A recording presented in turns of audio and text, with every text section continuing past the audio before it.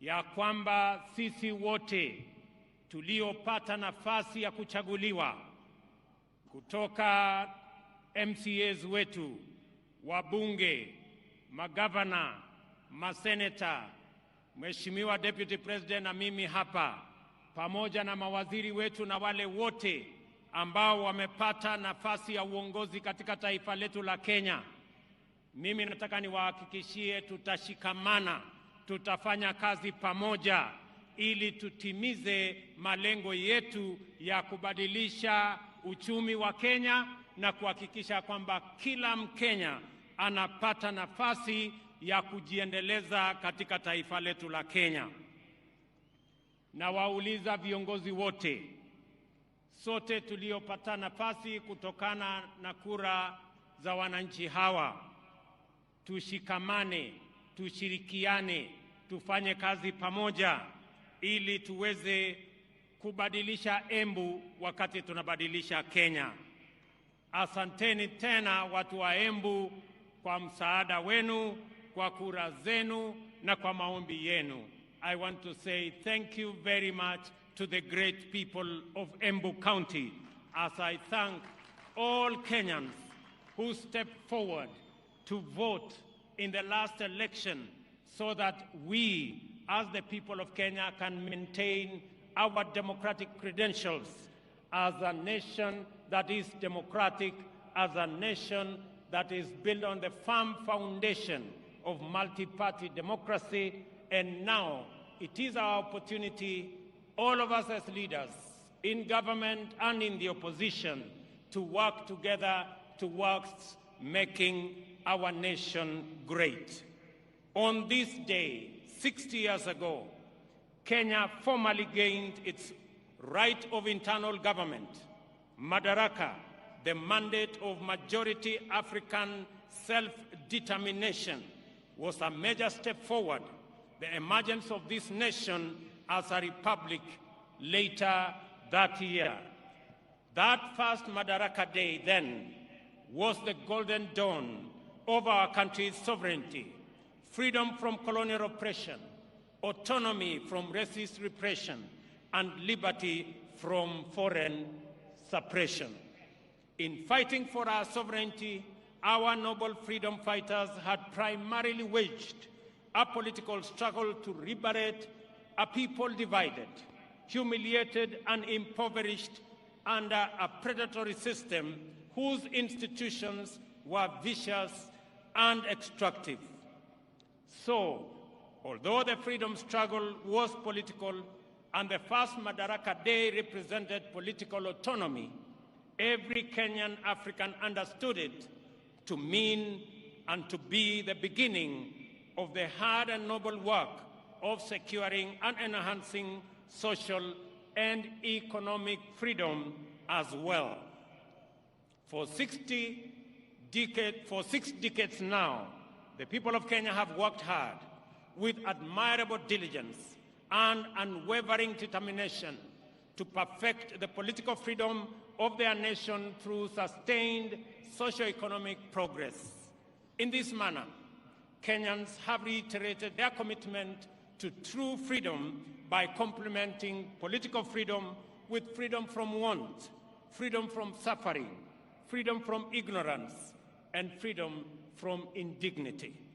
Our forefathers' historic struggle to vindicate our God-given rights of self-determination entailed tremendous sacrifice and immense determination against a colossal adversary. Ultimately, they triumphed. Similarly, our war against underdevelopment, poverty, unemployment, indignity, and vulnerability has been daunting. Yet, we have made steady progress year after year over 60 years of freedom. At the heart of our struggle for freedom, both before and after independence, is the distinctively Kenyan spirit of determination that is nevertheless flexible, consistency which is innovative, pragmatism that is also hopeful, and faith strong enough to take chances. The sacrifices required were inspired by a spirit that is truly unique, which transcends ordinary decision-making. We recognize that spirit even now. It lives in the heart of every Kenyan who wakes up early to give their best, try their luck, knock on doors, and chase their dreams. We see it every day when we see traders, artisans, farmers, and other workers braving the scorching sun and enduring cold rain in pursuit of livelihood. We also witness in teachers, nurses, police officers, extension officers, and technicians who go far from their comfort zone, often beyond the call of duty, to attend to Kenyans in their communities throughout all villages, all corners of our great republic. This noble ethic of willingness to struggle by working hard and embracing risk, and of determination to achieve positive change in great leaps as well as in little installments, has brought us far and will take us beyond the horizon of our destiny. Today, I join all Kenyans to celebrate our magnificent collective achievements and the spirit of brave endeavor which inspired them 60 years ago and sustain us today. This celebration speaks to the sustained effort we have invested in perfecting our national mandate of self-government. I will highlight the wonderful ways in which we have stewarded political freedom into democratic maturity, enhanced economic freedom by empowering enterprise, and expanded social freedom by securing dignity.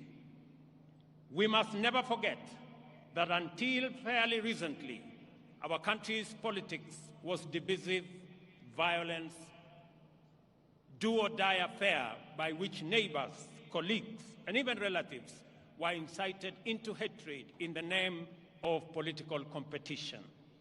In this dark era, the tribe was the fundamental term of all political engagement and the master variable of democratic contest. Many highly respected experts and eminent persons confidently affirmed that Kenyan politics is inherently tribal, and many leaders designed their political parties, policies, and campaigns on the basis of raw political appeals. Leaders also made sure that political discourse revolved around personalities and the private interests of a few privileged individuals and not the aspirations of the majority.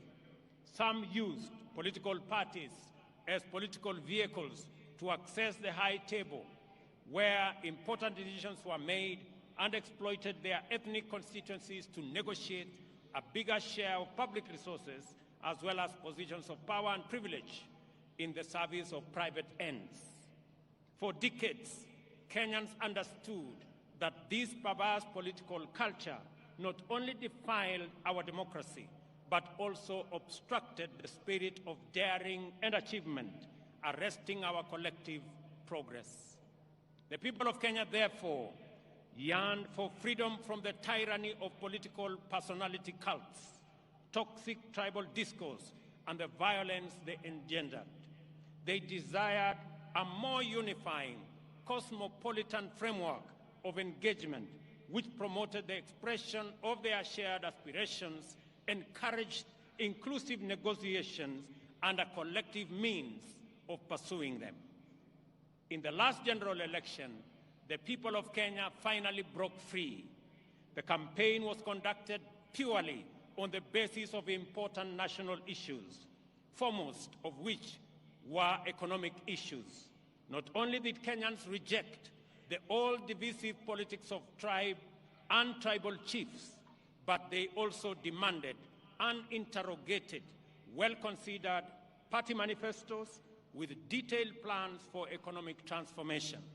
As a result, although the election was closely contested, it was the most peaceful in the multi-party era in Kenya. And I want to congratulate all Kenyans for being participants in this great feat. Our public discourse and political discussion and the agenda of social debate has changed for good. Substantive policy issues continue to define the national conversation well beyond the election. At the moment, there is a robust debate on the finance bill taking place everywhere in this country, in churches, social places, formal and informal workplaces, all media platforms, and busy markets, as well as in urban and rural gatherings. We are truly a trailblazing nation. Many countries struggle in vain to generate a national debate on public financing, taxation, or other policy issues. In Kenya, we have easily sustained intense discourse on the finance bill and the affordable housing policy for weeks now. The debate has remained issue-oriented, and there is no hint of divisive ethnic rhetoric at all. The cost of living is keeping all leaders, including myself, awake, and this is precisely as it should be. Superficially, the intense national debate on housing is not about whether it is a tax or a contribution. The attention sharply focused on the housing contributions is an implicit expression of ownership. People desire better information and stronger assurance regarding the custody, security, investment, and return on their money. That is phenomenal. People are interested. How will their money be? Will it be safe? Will it be stolen? How is it going to benefit them?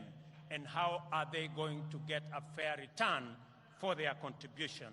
I want to assure the people of Kenya that those questions will be answered. More encouragingly, the discourse on public finances and housing fund has opened our eyes to our emergence as a stakeholder republic. Kenyans today, more than ever, are fully involved citizens in shaping public policies and making institutions accountable in the manner in which they run national affairs. This is the vision of Madaraka expressed in the first article of our Constitution. All sovereign power belongs to the people of Kenya. We have crossed a fundamental a decisive threshold in the history of our political freedom.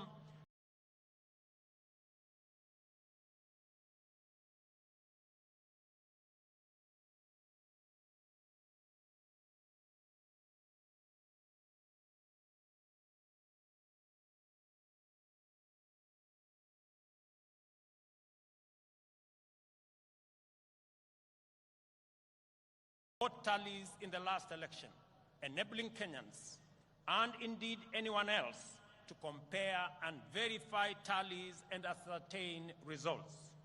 This enabled the IEBC to credibly declare and certify the winners of elections and to establish before court, in response to petition by the certified candidates, that the elections met the constitutional threshold as simple, accurate, verifiable, secure, accountable, and transparent.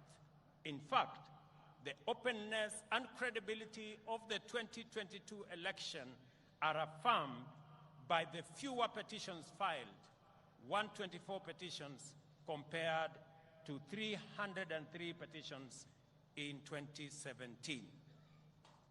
The economy was the most important issue on which the last election was canvassed.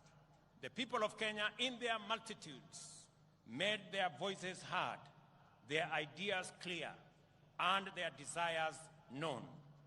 From Busia to Banisa, Lokichogio to Lamu, Magadi to Moyale, Mandera to Migori, and everywhere in between, the people said they wanted to transform our economic system, democratize opportunity, enhance inclusion, and reduce exploitation. Instead of the traditional campaigning of confrontation, incitement, and division, the last campaign became a sustained national debate on the most pertinent economic issues: the millions of our unemployed youth, access to affordable credit, inclusive financing, promoting the robust expression of the legendary Kenyan hustling spirit through MSMEs, and the facilitation of individual enterprise by enhancing market power through collective interventions like the Chama and SACCO. This is how Kenyan entrepreneurs desired to secure access to credit, do savings, access the market, social security, and health insurance. By paying attention to their aspirations, we established that Kenyan entrepreneurs desire to pursue success through enterprise, which makes positive measures to ensure that no one is left behind or no one is exploited. It is an enterprise culture which encourages the pursuit of individual aspirations through collective systems, which empower every person to succeed within the context of a thriving community. In the course of consultations with Kenyans at the grassroots throughout the country, we identified a number of barriers to effective realization of their economic well-being. The first was the bureaucracy in regulation and compliance, including tax administration. Second, the extreme informality of most enterprises, which effectively relegated them to the margins of empowerment, facilitation, or even recognition as lawful undertakings. Third was the misconception around expanding the national tax base. Is it about people paying more or more people paying? The answer lies in empowering more Kenyans to enter the taxable income category through intentional effort to create millions of new jobs and millions of new taxpayers in due course. Fourth, a huge number of Kenyans, about 10 million, had either been blacklisted by the credit reference bureaus, of an inability to pay loans, advanced by financial technology platforms, or were struggling to pay. Other lenders required hefty securities and valuable assets as collateral, yet these struggling entrepreneurs required financing to acquire such assets. It was clear, therefore, that the prevailing financing and credit facilities were not supportive to the profitable existence of micro, small, and medium enterprises. Self-employment accounts for 51% of all jobs in our economy. 83% or 15.3 million jobs are in the informal sector, and only 3.6 million jobs are in the formal sector, representing a paltry 17%. Considering this employment landscape, it was imperative that we attend to the interests of these undeserved and underserved majority of workers urgently, resolutely, and effectively. This engagement with business community inspired the creation of the Financial Inclusion Fund, or the Hustler Fund, to eliminate the financial cost, delay, and bureaucracy entailed in complying.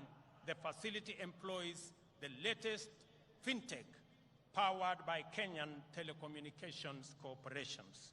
The Hustler Fund also re-engineered the idea of collateral by deploying the borrower's credit score as effective security.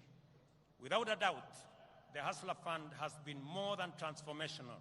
In fact, it is revolutionary. On its way to becoming effectively the biggest financial institution by the number of borrowers and active loans. The Hustler Fund also turned around the country's fintech, transforming it from a predatory ecosystem to a more responsive one. As a result, Kenya's digital economy has received a tremendous shot in arm, as demonstrated by reports that Safaricom alone has enrolled at least 2 million new subscribers into their financial ecosystem, courtesy of the Hustler Fund. Today, as we celebrate progress in achieving economic freedom, we also celebrate our digital economy. Powered by our famous fintech community, Kenya's legendary spirit of enterprise has entered the digital space. Kenyans responded to this promise of economic freedom in unequivocal terms. The total number of digital transactions now at the Hustler Fund stands at 42.5 million, through which 20.2 million Kenyans have accessed nearly Kenya shillings 30 billion and repaid close to 20 billion, with 7 million Kenyans being constant and repeat customers. Not a single shilling has been stolen through corruption, and borrowers do not need to know anyone, bribe any official, or go through any complex bureaucratic procedures to access the Hustler Fund. They only need a device, a little airtime, and a few minutes, and they are all able to get money wherever they are. The second product of the Hustler Fund will usher our unique collective-driven competitive market enterprise to the online domain. To promote inclusion, the Hustler Fund is going to deploy groups such as chamas and SACCOs, overcome exclusion and barriers to participate in credit savings, social security, health insurance, and other socioeconomic amenities. This is how we will use policy and technology innovation to mainstream our way of life. We are committed to leveraging fintech in ensuring that no one is left behind in the financial and entrepreneurial inclusivity revolution. I am delighted to announce that today, during this celebration, I shall be launching the second product of the Hustler Fund, which is aimed at facilitating people access funding through groups. I am sure that this will be very good news to my good friend Shiko in Madaraka market, who, like many informal business entrepreneurs, were ready for this innovation even before we launched the first Hustler Fund product. I am glad that this launch of the group loan product is taking place against the backdrop of the phenomenal success of the Hustler Fund personal loan product. I expect that this product will encounter even greater appetite from the market. As I have already mentioned, your credit score will determine the amount you can access and the amount you will continue to receive. Thus, we have equalized the formal and informal systems, enabling both to enhance their complementary contribution to jobs and wealth creation from an equal footing. As we celebrate this increase in our economic freedom, today we also celebrate the democratization of the Kenyan economy. This is why more Kenyans are taking part in the robust conversation about our economy. The conversation is inclusive, focusing on the proposals to raise revenues, to discourage imported goods that can be manufactured locally so as to grow local manufacturing and enhance export competitiveness. In this debate, Kenyans are interested in how government will create the 1 million jobs it has committed to provide through the affordable housing program. I know many people have questions about how and why are we having a conversation about housing in the Republic of Kenya. And progressively we are answering the how, we are answering the why, and we will answer every other question. Because right here in Embu, and as we do in every part of Kenya, we have our own citizens, millions of young people who do not have a job. We have 5 million Kenyans across Kenya, young people out of school, out of college, out of universities who do not have a job. It is our collective responsibility to think about the 5 million young people in Kenya who today walk our streets, walk our villages, in our townships, in our markets, and yet they do not have an opportunity to deploy their energy, their knowledge, their education in making a difference in their lives and making a difference in our nation. And I want to encourage all of us as the people of Kenya, as we look into this opportunity. I know many people are asking, how is it my business? How is it my responsibility? I have had many ask me, Mr. President, how is it my responsibility to think about those who do not have jobs? How is it my responsibility to think about the people who live in slums? 7 million Kenyans who live in slums, in indignity, without toilet, without running water, without roads. How is it my business? Let me ask the people of Kenya, if our freedom fighters, the people who made the ultimate sacrifice and lost their lives in liberating our nation, if they had asked the question that how is it their business, today we would continue to have been slaves of our masters if they asked themselves that question. It is our opportunity, as they did, to liberate our country. They went beyond the call of duty. They did not ask, how is it their business to make the ultimate sacrifice to liberate our country?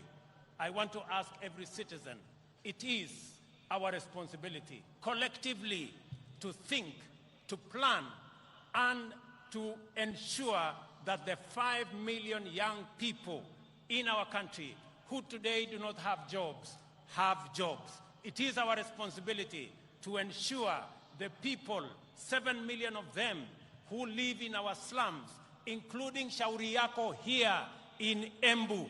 I was here last week and I was informed about Shauri Yako. The people who live in Shauri Yako deserve a decent house, and it is our responsibility as we implement the housing plan, not just to create jobs, at least 1 million jobs every year.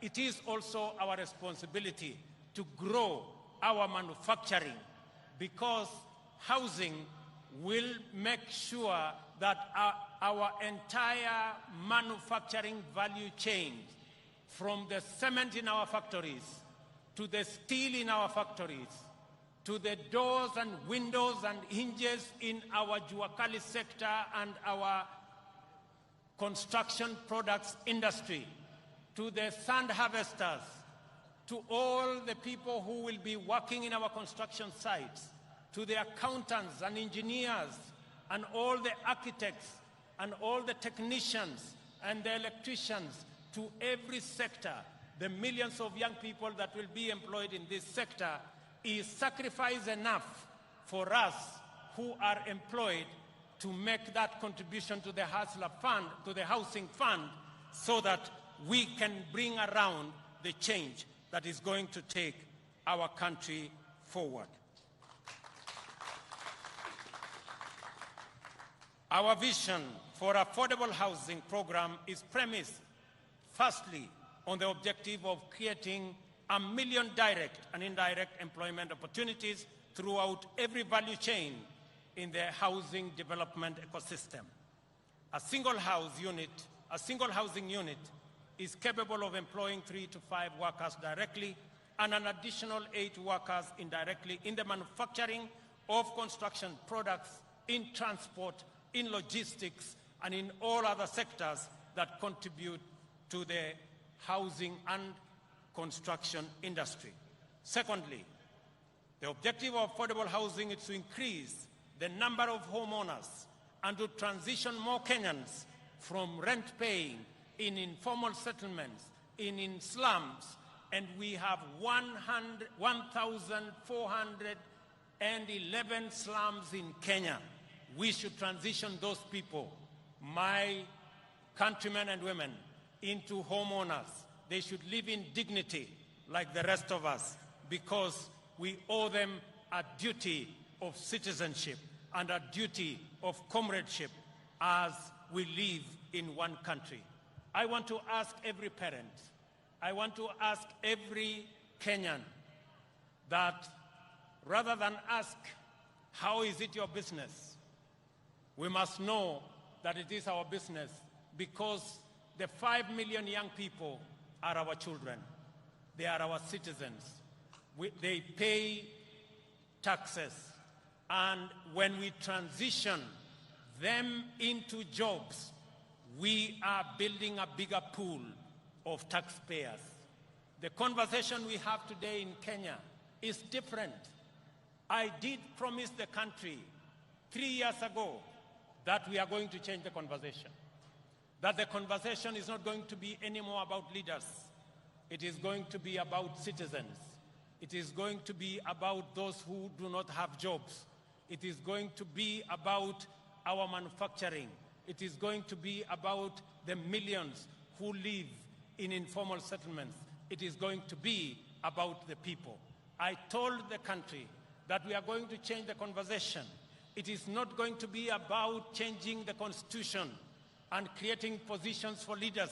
It is going to be about changing the economy and creating opportunities for millions of young people, including the many who are today in our streets and villages, the millions of young people who are looking up to us to provide them with opportunities to work.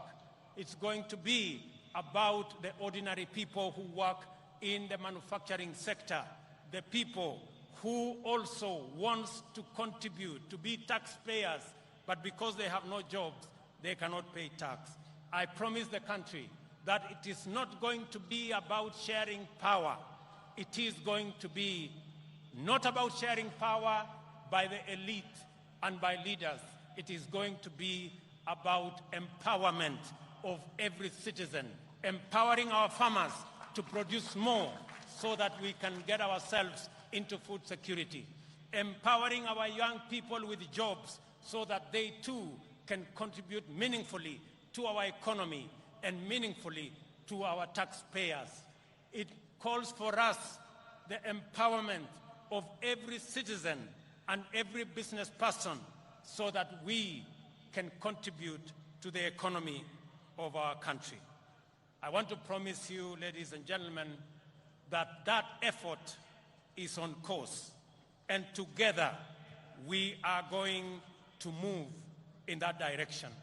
To enhance our national productivity, we are prioritizing the consolidation, processing, and value addition of our agricultural products.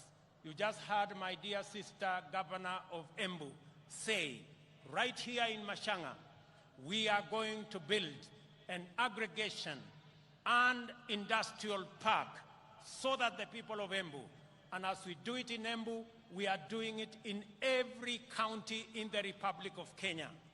Last week, we advertised the first 14 agricultural aggregation and industrial park that will be built in every county so that we can consolidate our agricultural produce. We can provide for value addition. We can provide for agro-processing. We can enhance our manufacturing, create jobs, create value.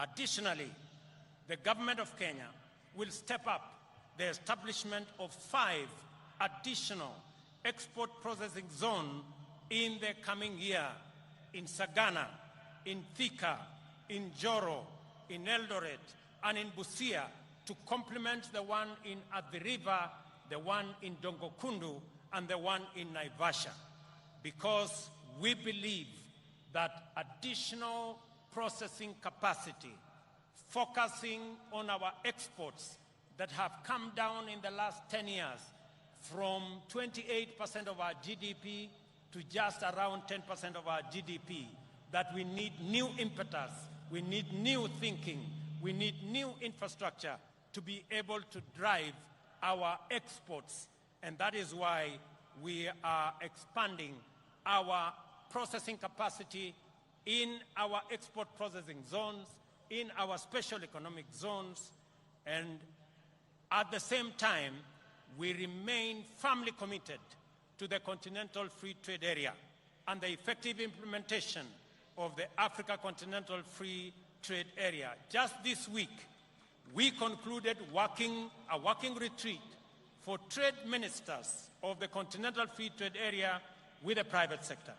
I am glad to welcome to this gathering the delegation that has been holding Africa private sector discussions in Nairobi, led by my brother, the President of Comoros, His Excellency Azali Assoumani, and one of the most foremost champions of the Africa Continental Free Trade Area. It is also gratifying to note that the champion, the former president of Niger, is right in our midst. It's also gratifying to note that 11 trade ministers are here today from different countries in our continent.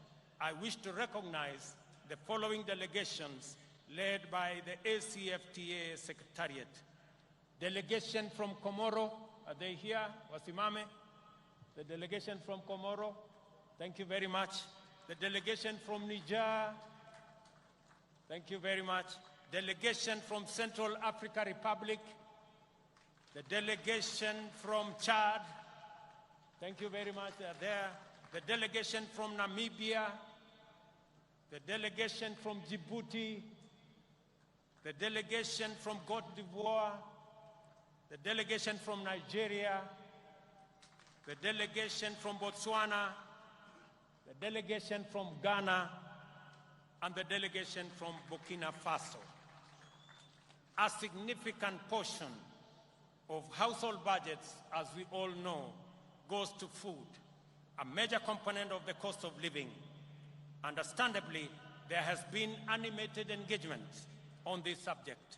After a prolonged drought, which pushed the entire Horn of Africa region to the brink of famine, widespread shortages of staple foods have driven food prices beyond the ability of many households to afford them.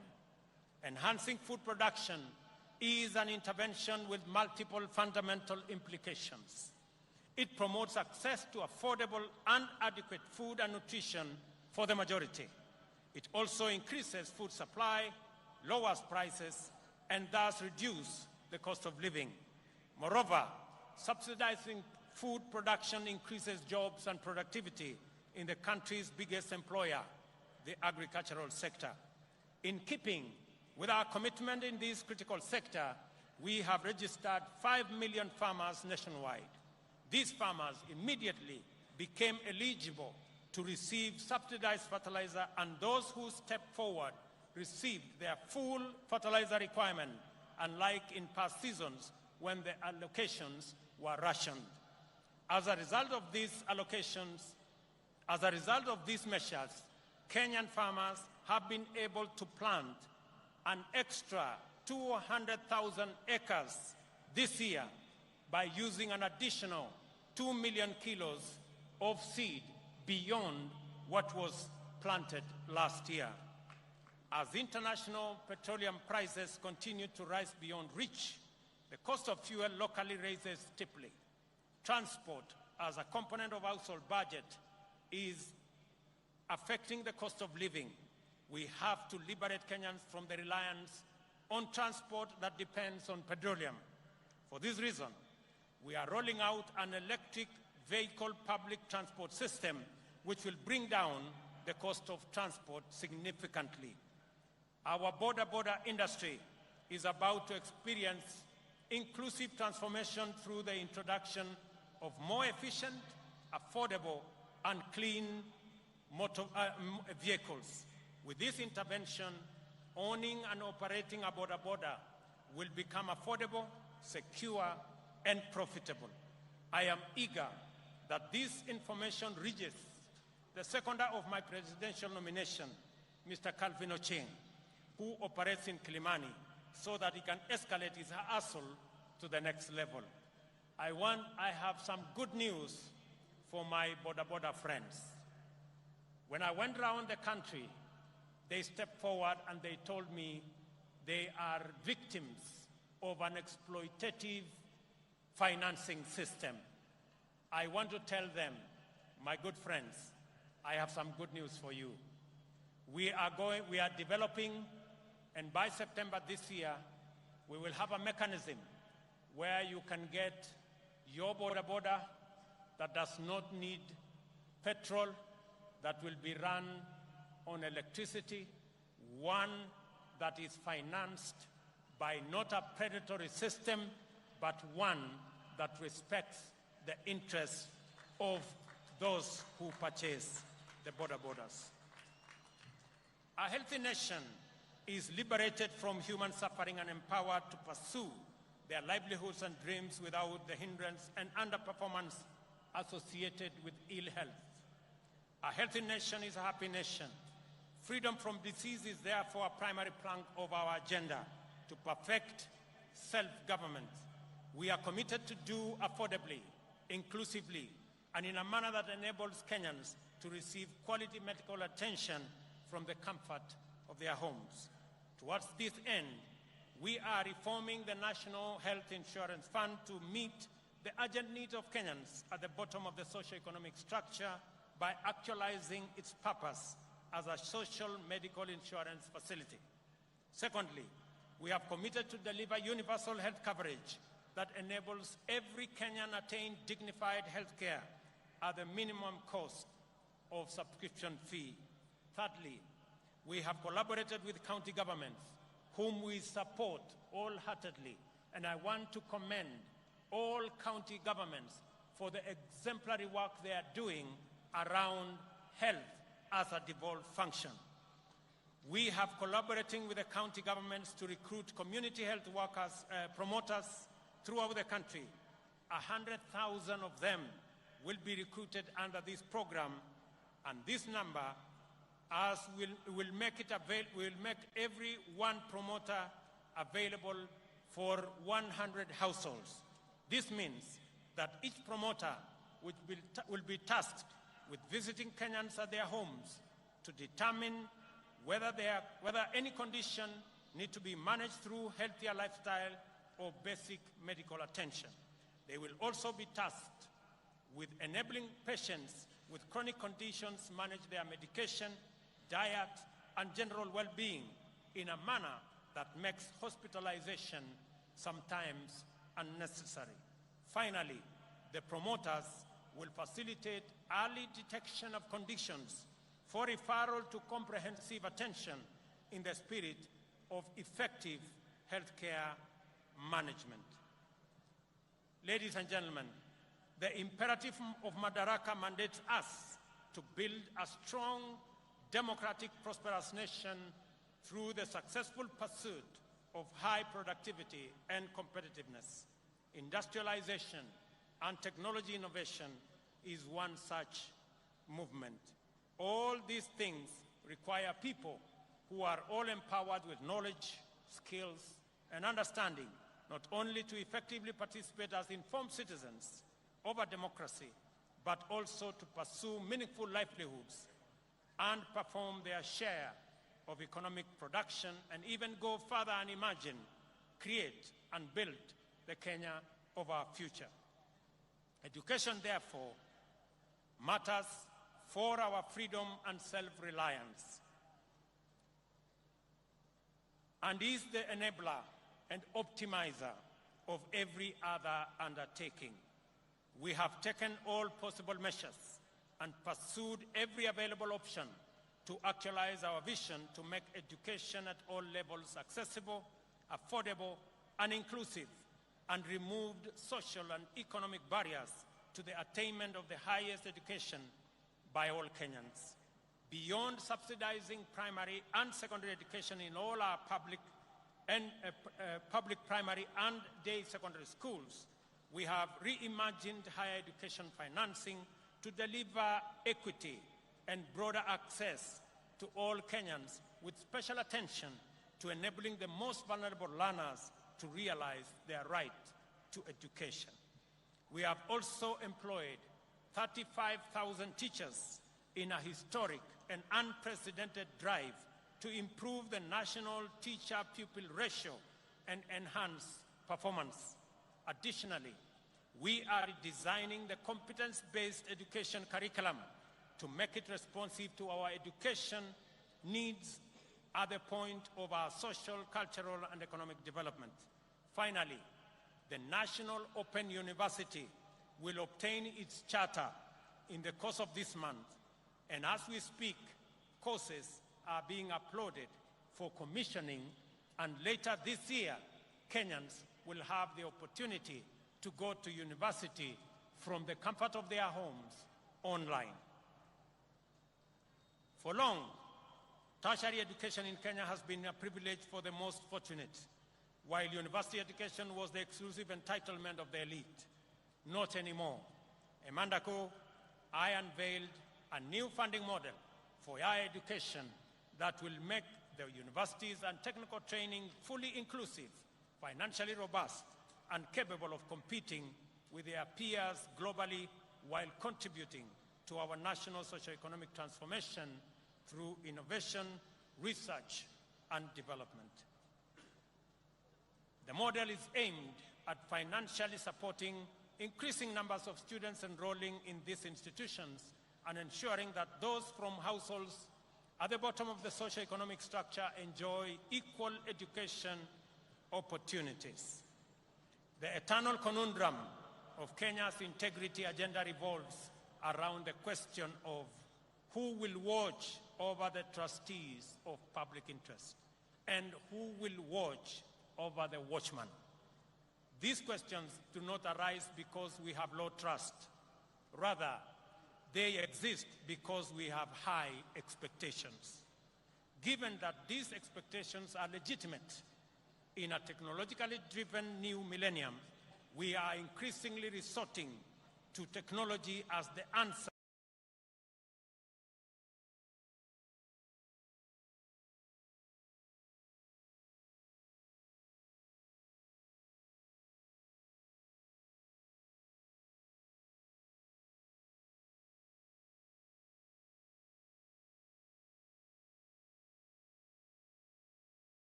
We must therefore take a moment today to celebrate technology in general, and in particular, Kenyan fintech and other innovations that are making it possible for us to serve Kenyans to the best possible standard.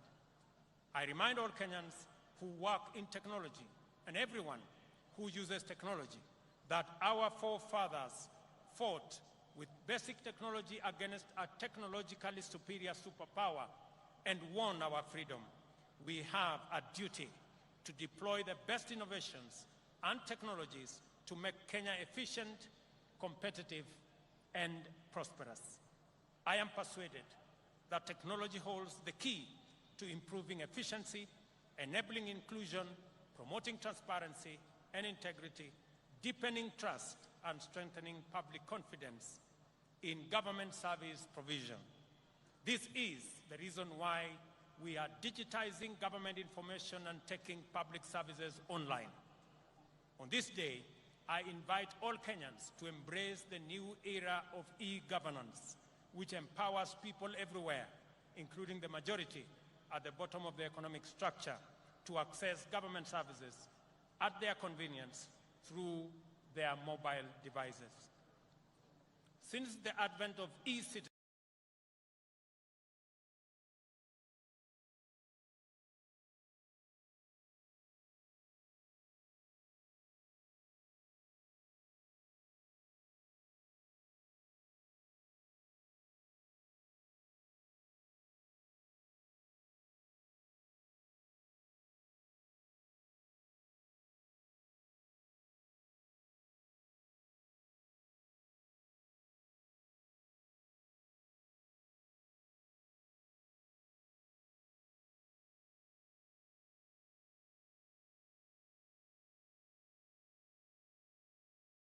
all the achievements we are celebrating today, let us reflect on the noble motivations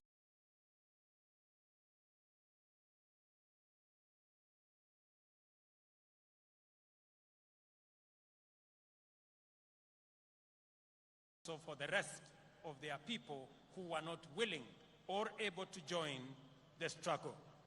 Why did these heroes embrace such profound risk and danger in pursuit of a benefit that everyone else would enjoy?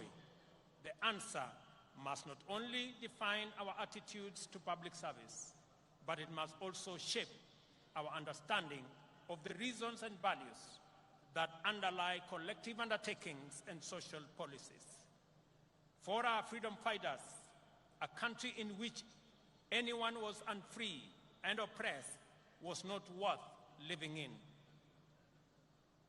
We have a duty to translate these truths into our political, social, and economic affairs.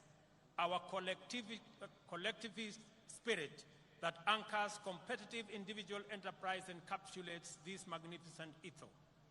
We owe each other certain duties as members of a community that we call a nation. Whenever we can do anything to make another person's life better, at no or little cost to ourselves, we have a solemn obligation to proceed and do it. There is a fundamental level at which we are morally obligated to think about our duties to the unemployed youth, vulnerable communities struggling in slums, and other people at risk of exclusion. Their struggle for dignity as human beings appeals to our duty of moral consideration. Their complicated pursuit of livelihood can potentially complicate our stable prospects. No human is an island. In community lies power, and to unlock that power, we must attend to our values and perform our obligations. That is why freedom fighters consider the inherent morality of their cause to be sufficient reward. For example, those of us who are earning Kenya shillings 200,000 monthly will pay only 2,500 to build a fund that will help create millions of jobs for millions of our young people and bring a meal on the tables of many hustlers. This is a worthwhile contribution to make for the greater good of our nation, as indeed the freedom fighters who came before us did. As we continue to make progress in our pursuit of the transformation of our economy from the bottom going up, we must remain vigilant that no one is left behind and no resources are lost to waste and corruption. Public servants must ensure that public resources must be utilized solely and exclusively for purposes that serve the interests of all our people. I have made a personal commitment to use all instruments and authority at my disposal to curb waste and eliminate theft. I will not permit greed, lawlessness, or impunity. Ladies and gentlemen, it is our collective duty, sisi wote kama wa Kenya, Mimi nimekuja hapa Embu katika sherehe hii ya muhimu ya Madaraka ili tukubaliane kama wananchi vile wale waliotutangulia bila ya kujali watapata nini walipigania uhuru wetu, damu yao ikamwagika, wengine wakauawa, lakini hawakurudi nyuma, kwa sababu kama wangerudi nyuma leo tungekuwa watumwa wa wale walikuwa wametutawala. Na ndio tunajiuliza kama taifa, kama Wakenya, it is the moment for us to ask, what can I do for my nation? Not, what can my nation do for me? Both questions must be answered in the affirmative. Sote kama wananchi wa taifa la Kenya tumesema ya kwamba jambo la muhimu ambalo lilikuwa katika uchaguzi uliopita ilikuwa ni maneno ya uchumi wa taifa letu la Kenya. Ilikuwa ni maneno ya wananchi mamilioni vijana wetu ambao hawana ajira. Ilikuwa ni kati ya wale watu wengi hawana uwezo ya kupata mkopo kwa sababu hawana title deed, hawana logbook. Leo ni jukumu letu kuhakikisha hata na wao wako na uwezo, wako na njia ya kupata mkopo wajiendeleze maisha yao. Leo katika Embu hapa, wale walio katika vyama, wale walio katika sako, leo tunaanzisha Hustler Fund Stage 2 ambayo itatoa pesa kati ya shilingi 20,000 na shilingi 1,000,000 kwa vikundi ambazo zitajisajili ili tuweze kufikisha mambo ya kupata mkopo kwa wananchi wengi.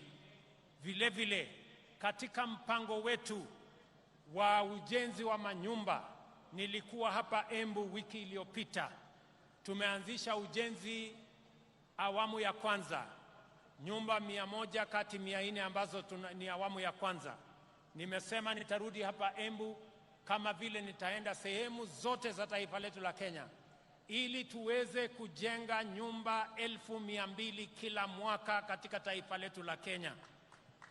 Hizo nyumba 200,000 zitatupatia ajira ya vijana 1,000,000, zitatuwezesha kampuni zetu za simiti, kampuni zetu za chuma, wale wanaotengeneza viti, wale wanaotengeneza milango, wale wanaotengeneza madirisha, wale mafundi, technicians, masons, carpenters, electricians, engineers, architects, quantity surveyors, wale wanaofanya kazi katika transport sector, madereva wetu, makanga wetu, wote watajumuika na tutakuwa na nafasi ya kupanga na kutengeneza ajira katika taifa letu la Kenya.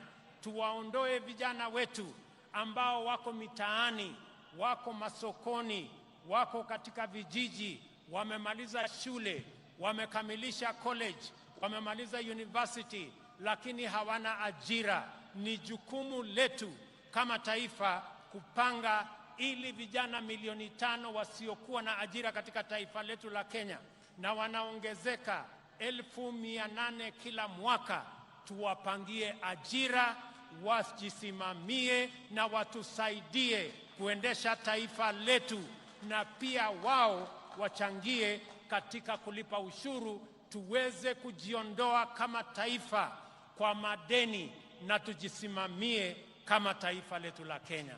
Na wauliza Wakenya wote, jameni, bila ya kuulizwa maswali ya kwamba mbona ni jukumu langu vipi, tujue ya kwamba wale watoto ambao wanahangaika madukani, barabarani, vijijini, hawa vijana ni watoto wetu, hawa vijana ni Wakenya wenzetu. Tujiulize vile vile wale Wakenya wanaishi katika vitongoji duni, zaidi ya Wakenya 7,000,000. Jameni, tuwaokoe pia, hata na wao wanafaa kuwa na makao ya kutosha. makao ambayo inawapatia heshima, na ni jukumu letu sisi zote kama taifa moja, taifa la Kenya. Mimi nawashukuru sana. Mimi nimefurahi kwamba leo katika Kenya mjadala sio ya kabila hii na kabila ile. Mjadala ni moja, ni vipi tutahakikisha ya kwamba watoto wetu wanapata ajira. Mjadala ni vipi kampuni zetu za manufacturing zitaendelea mbele. Ni vipi tutakuwa na mpango wa kila Mkenya kupata mkopo. Ni vipi tutasaidia wakulima wetu watuzalishie chakula, tuondoe aibu ya njaa. That is the conversation of our lifetime, and that is a positive conversation in the Republic of Kenya. Mimi nawashukuru sana kwa kutukaribisha hapa Embu. Nimefurahi sana watu wa Embu. Nimesikia yale kiongozi wenu, wabunge wenu wameniambia kuhusu barabara zenu. Barabara ya kutoka kule Mashanga mpaka PI nimesikia.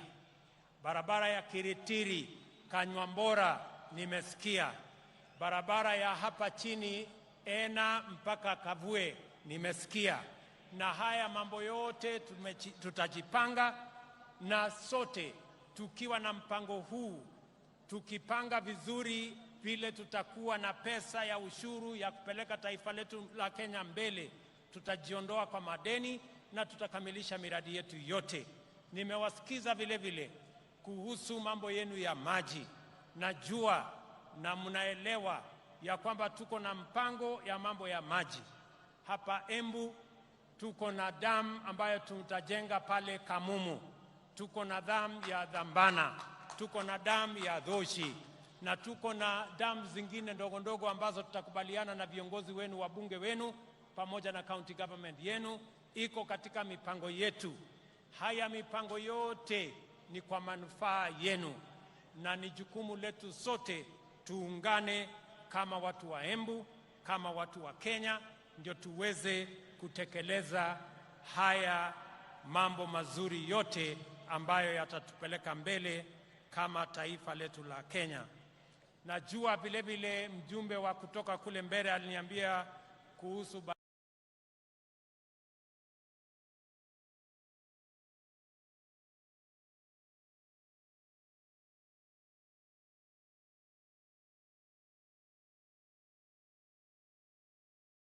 watu wa Embu. Tumekubaliana? Embu tumekubaliana? Mimi nataka nisikie sauti yenu. Tumekubaliana watu wa Embu? Hebu nisikie sauti yenu tena watu wa Embu kama tumekubaliana. Asanteni sana. It is now my honor and pleasure to introduce and officially launch the second product of Hustler Fund, the Hustler Group Loan. Akiri tutaangalia pale kwa mtandao kidogo. Sasa vikundi kote nchini vina